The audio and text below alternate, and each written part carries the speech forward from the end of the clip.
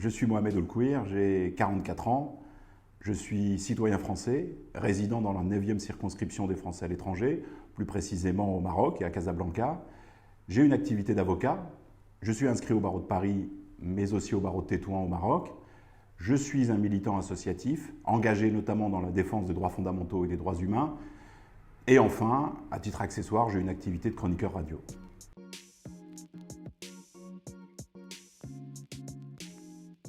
Pour l'effectivité des droits, pour une citoyenneté pleine et entière des Français à l'étranger.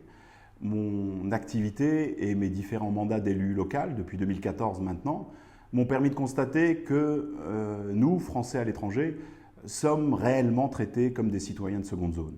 Nous ne sommes pas et nous ne bénéficions pas des droits des citoyens français à part entière. Mon référentiel, ce qui de mon point de vue a construit la nation française moderne, c'est le programme du Conseil national de la résistance. Ce programme est particulièrement intéressant. Il a posé les jalons de cette France moderne que nous aimons tous. Et cette France moderne, elle est articulée autour d'éléments assez clairs, assez simples, à savoir des droits économiques, des droits politiques et des droits sociaux. Ces différents droits, les Français au sein de l'Hexagone en bénéficient, même s'ils sont plus ou moins attaqués à l'heure actuelle. S'agissant des Français à l'étranger, c'est beaucoup plus difficile et beaucoup plus complexe. Puisque certes, on bénéficie de droits politiques, mais ces droits politiques sont récents. On en bénéficie depuis 2012 ou 2014 à peu près, ce qui est quand même relativement récent quand on sait que le programme du Conseil national de la résistance date de la fin de la Seconde Guerre mondiale. Donc ok, on a plus ou moins nos droits politiques. Par contre, en tant que Français à l'étranger, les droits économiques et sociaux, eux, n'existent tout simplement pas. Et je l'ai constaté dans mon activité de conseiller des Français à l'étranger, dans mon activité d'avocat. C'est pour ça qu'il me paraît indispensable aujourd'hui de lutter pour ces droits économiques et sociaux. Et c'est donc ça réellement qui motive ma candidature. En pratique, nous avons, avec mes équipes, mes soutiens, mes amis, un certain nombre de compatriotes, défini un programme articulé autour de 5 axes et de 5 objectifs très pragmatiques qui visent à apporter des solutions concrètes aux problèmes que rencontrent les Français à l'étranger. Et en premier lieu, et c'est ce qui m'a le plus surpris d'ailleurs quand j'ai commencé à m'intéresser à cette thématique, c'est que nos problèmes, nos droits, nos sujets en tant que Français à l'étranger sont traités par le prisme du ministère des Affaires étrangères.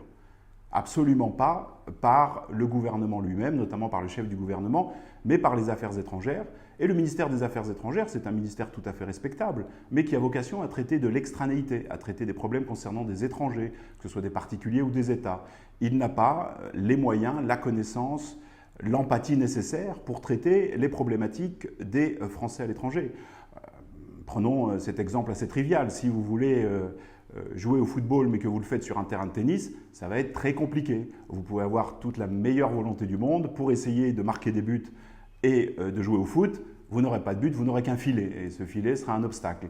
De mon point de vue, on est un peu dans la même situation quand on demande aux affaires étrangères de traiter les problématiques des Français à l'étranger, de traiter les problématiques de citoyens français. Et donc c'est parce qu'il s'agit de traiter des problématiques de citoyens français que ma première action, ma première demande et mon premier objectif sera justement de mettre fin à ce rattachement aux affaires étrangères et d'avoir un rattachement direct au chef du gouvernement, parce que c'est là que les choses se décident et parce que c'est au niveau du chef du gouvernement qu'on traite les problématiques qui concernent les citoyens français. Les affaires étrangères continueront à faire ce qu'ils font bien, à savoir les affaires étrangères. Le premier levier, c'est celui de la mobilisation.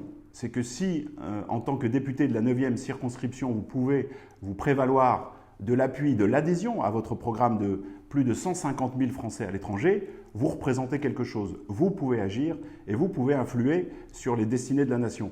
Mon deuxième levier, qui moi me paraît être très important, essentiel, fondamental, vous le savez, on vit dans des sociétés judiciarisées, dans des sociétés où la norme est de plus en plus importante, et ces droits-là, nous les avons.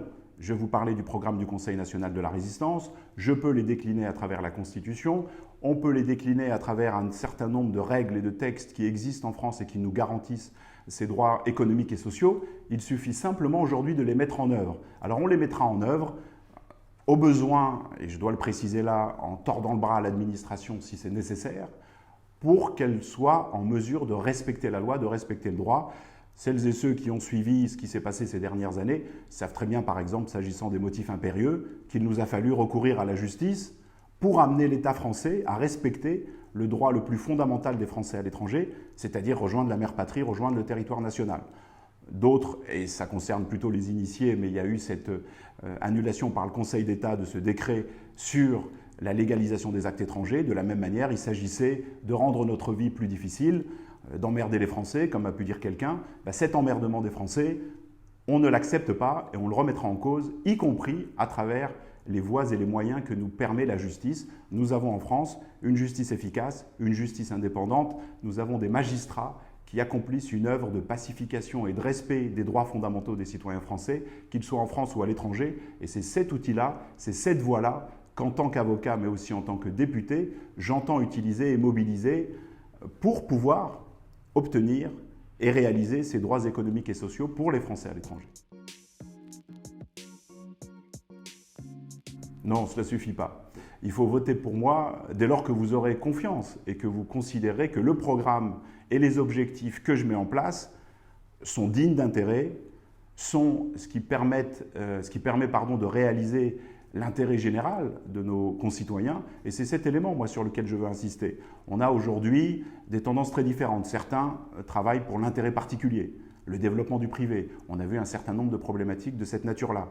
D'autres travaillent pour un intérêt très particulier qui est celui de la technostructure étatique, où réellement ce qui fonctionne, c'est l'État. Et on a vu quelques tendances à l'heure actuelle à la renationalisation ou à un retour à cet État tout-puissant, omnipotent. Nous ne voulons ni de l'un ni de l'autre. Ce que nous voulons, c'est l'intérêt général. Et ce que j'ai mis au cœur de mon programme, au cœur de mes actions, au cœur de mes réalisations, c'est le droit et c'est l'intérêt général. Et donc c'est pour cela qu'il faudra, à mon sens, voter pour moi. Celles et ceux qui sont intéressés par la défense de l'intérêt général, par la nécessité de subordonner les intérêts particuliers à cet intérêt général, mais aussi par la nécessité de ne pas se laisser marcher sur les pieds par l'État, notamment s'agissant du respect de nos droits fondamentaux, alors celles-là pourront se dire qu'effectivement, ma candidature est la bonne et que ce bulletin de vote dans l'urne à mon nom permettra réellement et concrètement de les défendre eux, de les représenter, et c'est là toute mon ambition.